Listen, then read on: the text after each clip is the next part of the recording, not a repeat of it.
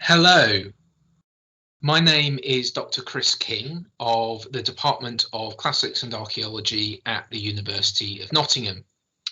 Today I'm going to share with you some elements of my research into historic houses in Norwich, dating from the late medieval to what is often called the early modern period, up to the mid-17th century.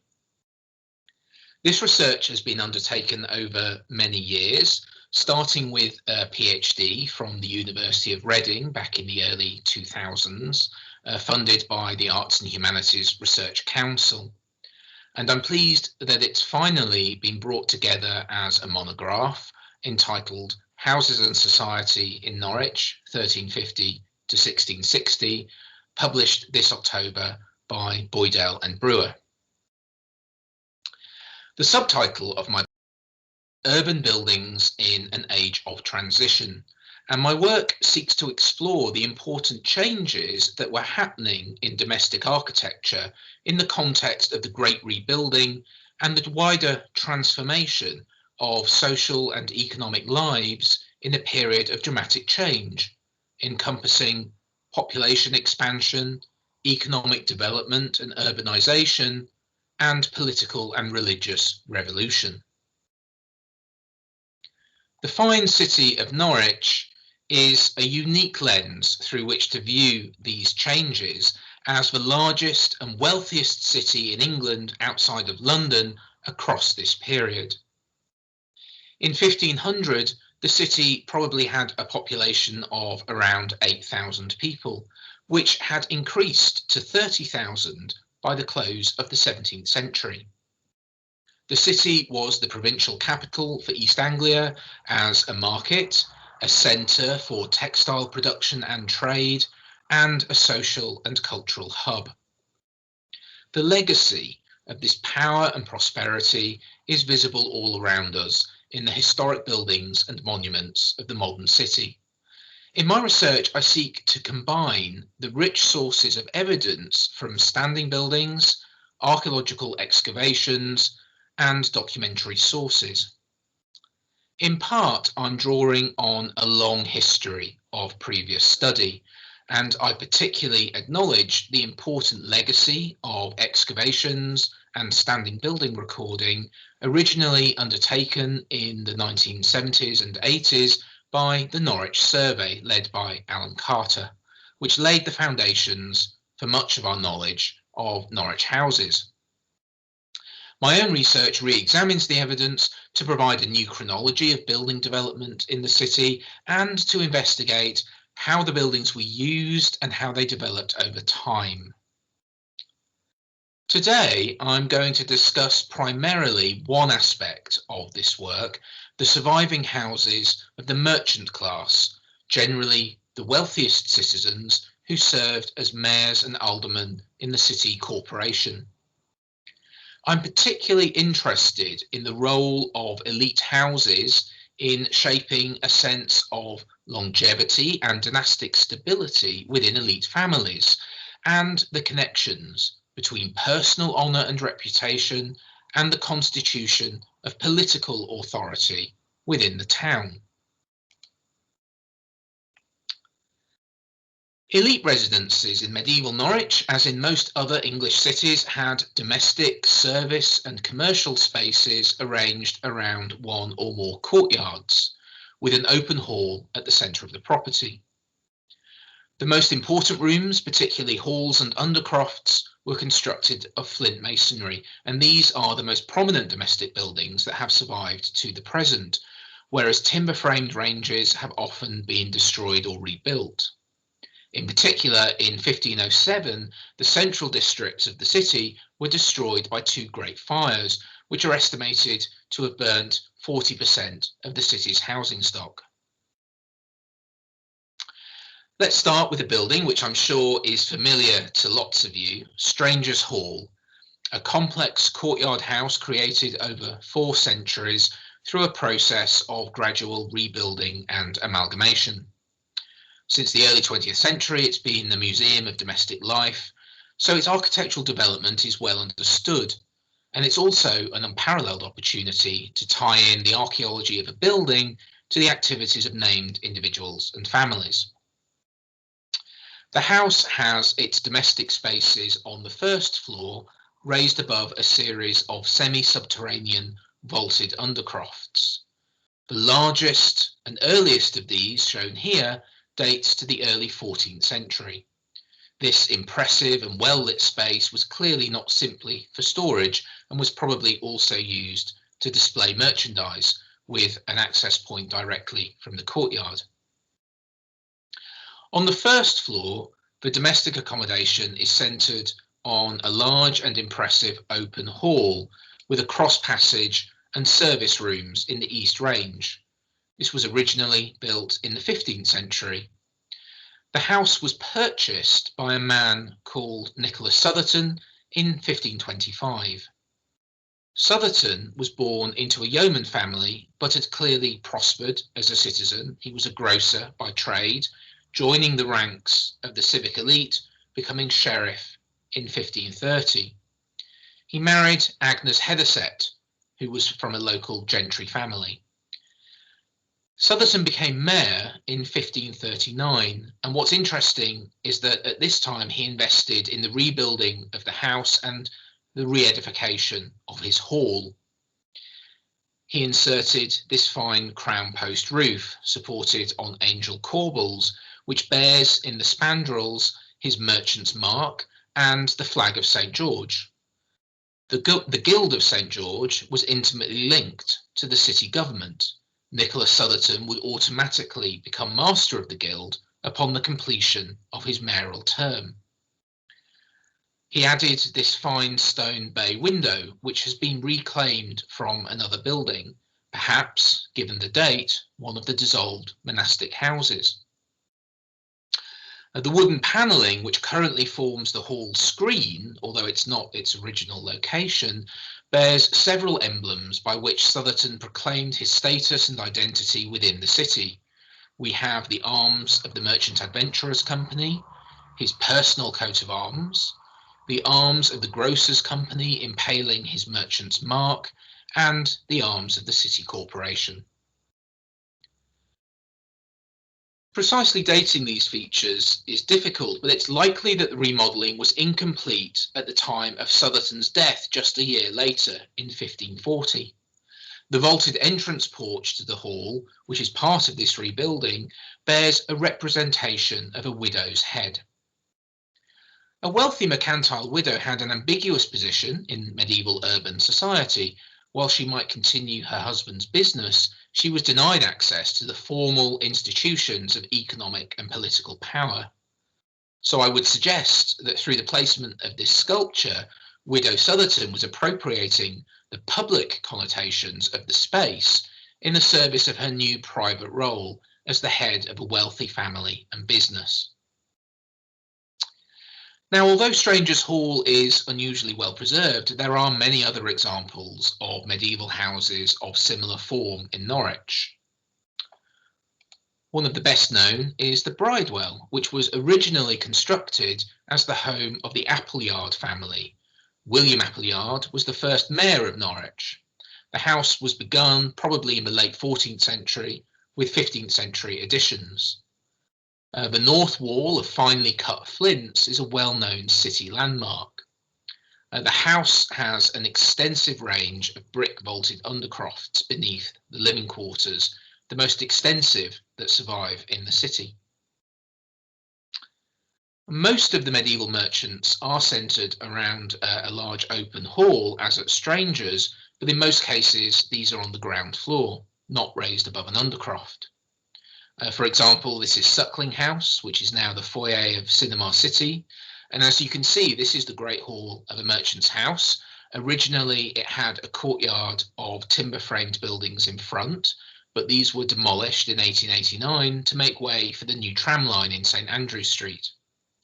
Inside, however, the original arrangements are clear, with an open hall with its cross passage and a scissor-braced roof, and a bay window inserted in the 15th century.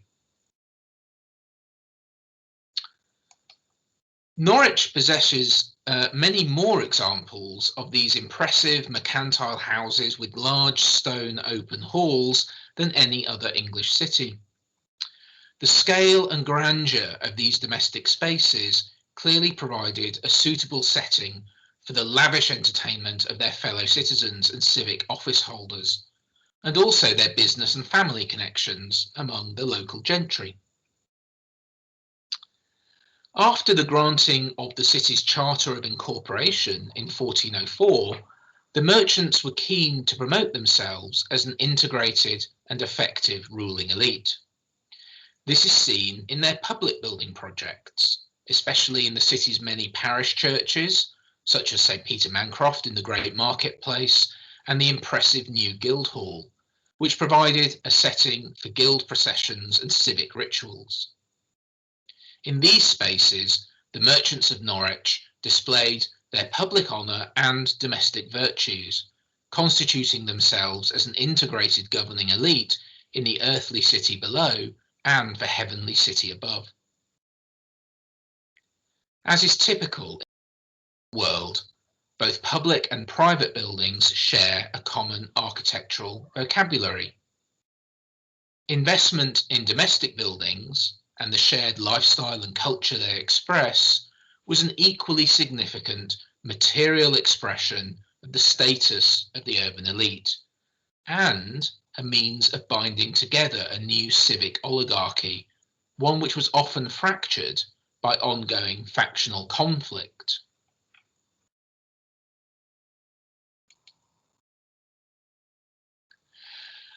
I now want to look at the development of some of these houses after the medieval period in the years between 1550 and 1650.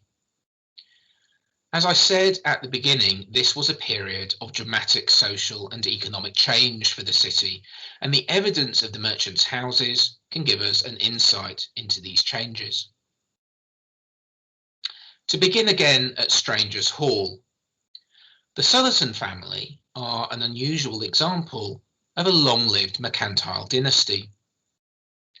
Widow Agnes Sotherton lived on after Nicholas's death for 36 years, dying in 1576. In that time, she saw her descendants marry into the families of fellow merchants and rural gentry and serve in high civic office. Her eldest son Thomas was mayor in 1565, her grandson Thomas in 1605. The material culture of the family reveals a significant and conscious investment in the public expression of their dynasty. The family are commemorated by a series of mural monuments in St. John Maddermarket Parish Church, which display an emphasis on their dynastic connections and their civic role. Domestic space was an equally important material mechanism in this process. At Strangers' Hall, the family upgraded their private parlours and chambers with large mullioned windows and carved stone fireplaces. But they purposefully retained the medieval Great Hall unaltered at the heart of their property as a symbol of the family's status and longevity.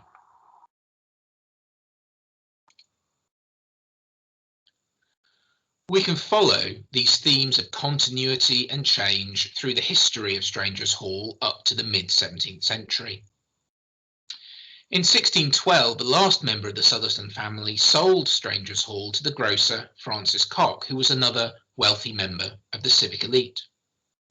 Cock added the front entrance portal with its lion and unicorn brackets, and then, in anticipation of his mayoralty in 1628, in 1627 he remodelled the Great Hall, inserting this grand processional staircase leading to a panelled chamber on the first floor. But he preserved the basic medieval form of the hall, including resetting the angel corbel above the door to his new chamber.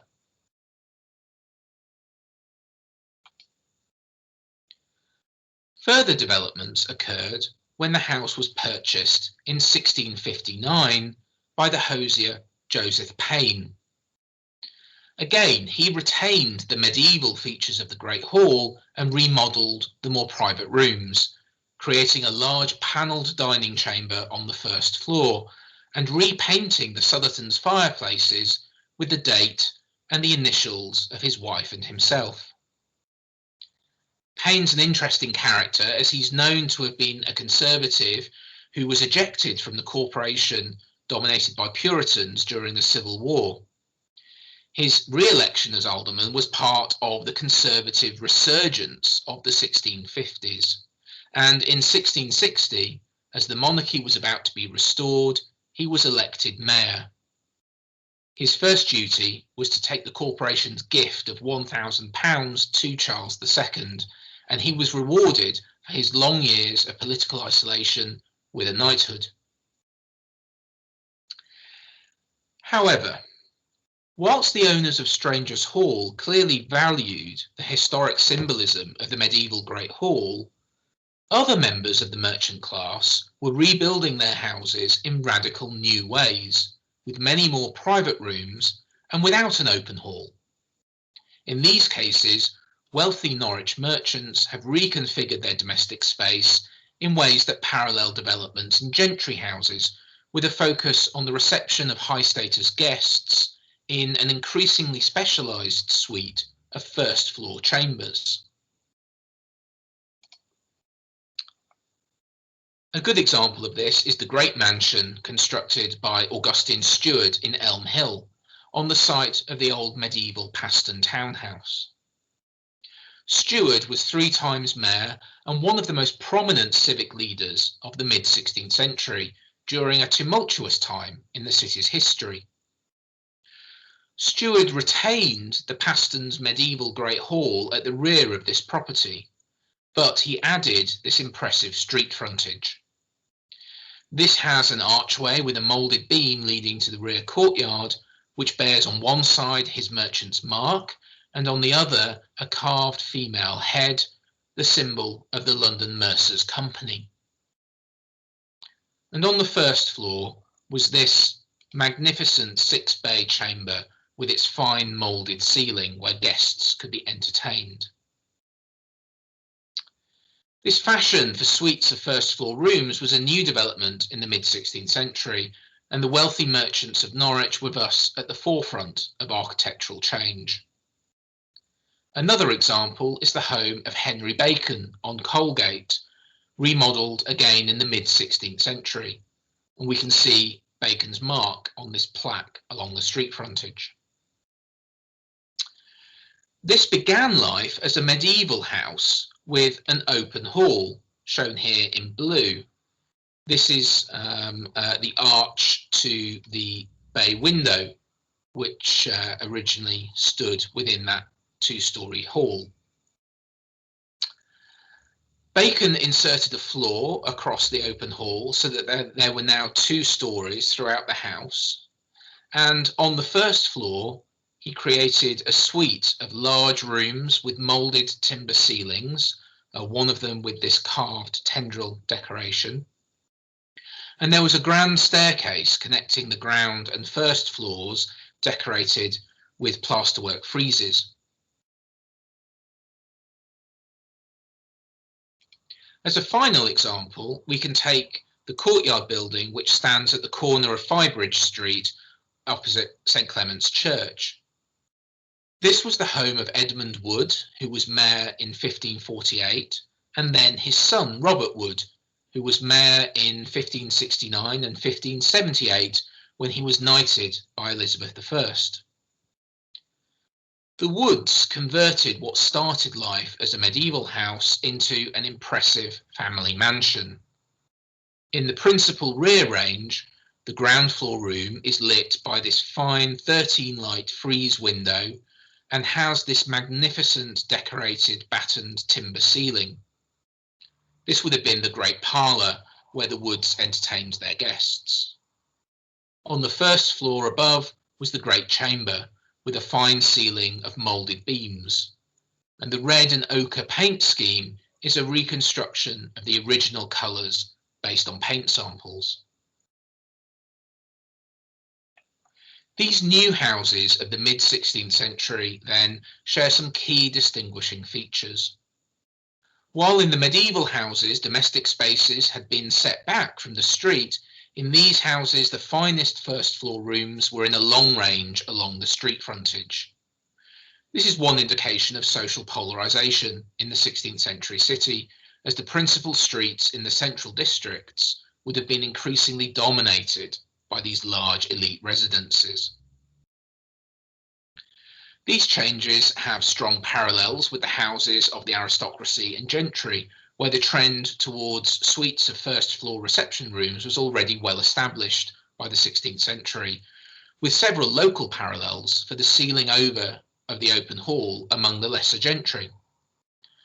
This is precisely the social milieu which was shared by urban and rural elites. The general rebuilding of the merchant houses of Norwich represents an investment by the civic oligarchy in a new language of social display and new forms of elite hospitality. Their adoption of a more formal mode of domestic life and entertainment was one key element of the construction of a distinctive shared cultural identity among the 16th century urban elite. But the changing configuration of elite residences was intimately bound up with wider conflicts over the forms and meanings of public and religious spaces in the wake of the Protestant Reformation. The dissolution or attenuation of traditional religious institutions and ceremonies represented a significant challenge to civic order in the mid-16th century, and in response, urban elites sought new ways to maintain and reinforce both social cohesion and their own political authority. In Norwich, the elite Guild of St. George was re-established as a secular feasting company, and in 1540 the corporation purchased the old Dominican friary and converted it into a common hall where these feasts could be held. We see then across both public and private spheres a shift towards secular hospitality as a focus for elite sociability and civic ritual, away from potential religious conflicts. We see an equally strong focus on the creation of a sense of corporate identity in many aspects of civic material culture, such as investment in civic regalia and plate. In Norwich, one of the most famous examples of early modern civic culture is the unique collection of portraits of prominent civic leaders and mayors. Here we see the creation of a corporate lineage for the city, which outlasted the instability of individual fortunes and the rise and fall of particular families.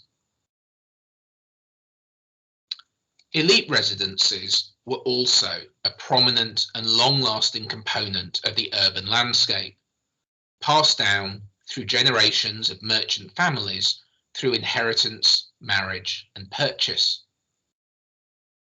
The key events in the lives of their inhabitants were inscribed on the exterior and interior of their houses through heraldry and inscriptions, and the most important of these were the marriages through which the dynasty was formed and the attainment of high civic office by the head of the household.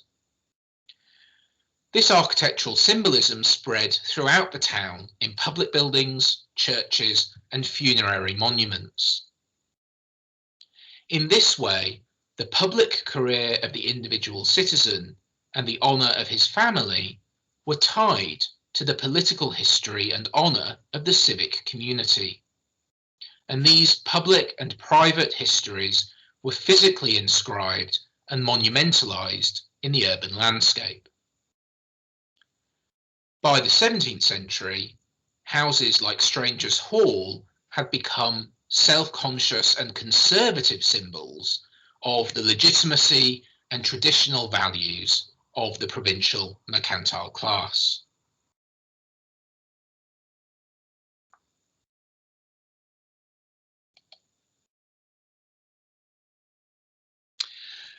I'm very conscious that so far my talk has been very much focused on a small number of houses belonging to the very top of urban society.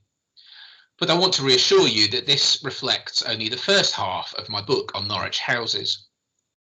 The second half considers the impact of the wider Great Rebuilding on the city's housing stock and the architectural and archaeological evidence for the houses of the city's middling sort traders and artisans, the labouring poor, and the immigrant stranger community.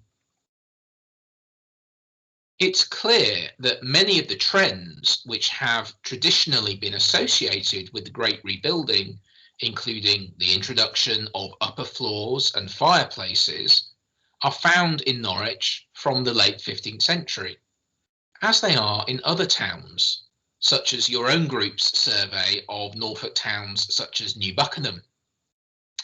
One benefit of bringing together excavated and standing building evidence is that it can provide a tighter chronology for the introduction of new building features. At Pottergate, for instance, archaeologists excavated a row of well-built houses with brick-lined cellars, which were destroyed in the Great Fire of 1507. Their cellars contained rich deposits of domestic objects, testifying to the comfortable lifestyles of these late medieval artisan households. However, it's clear that the fires did not in themselves initiate architectural change in the city. On the Alms Lane site, north of the river, late medieval clay-walled dwellings were being improved in the late 15th century with upper floors and fireplaces inserted. But in short succession, in the early 16th century, they were rebuilt in 2 stories with flint and brick foundations and back-to-back fireplaces, newel staircases, and attached cesspits. In a large city such as Norwich, changes in building materials in part reflect strategies of investment by urban landlords who were catering to the need to provide well-built housing for a population of artisans and craftspeople whose standard of living was on the rise. Population and economic growth, however, had its dark side. As the early modern period progressed and migration into the city increased, the city's social and physical fabric was marked by increasing inequality. The houses of the middling master craftsmen and shopkeepers were well built, with combined retail, domestic, service and workshop spaces, and often had finely decorated upper chambers away from the street. In the outer parishes, however, the rear yards and lanes, houses were increasingly subdivided and tenements infilled with low-quality, flimsy dwellings. Such yards were a characteristic feature of the Norwich urban landscape until the slum clearances of the 20th century. Documentary sources reveal the concern of the city authorities with social disorder, poverty, and vagrancy, and archaeology shows tenants sharing cesspits, middens, and wells, and the inevitable outcome of such overcrowding were the devastating outbreaks of plague which struck the city repeatedly throughout the late 16th and 17th centuries.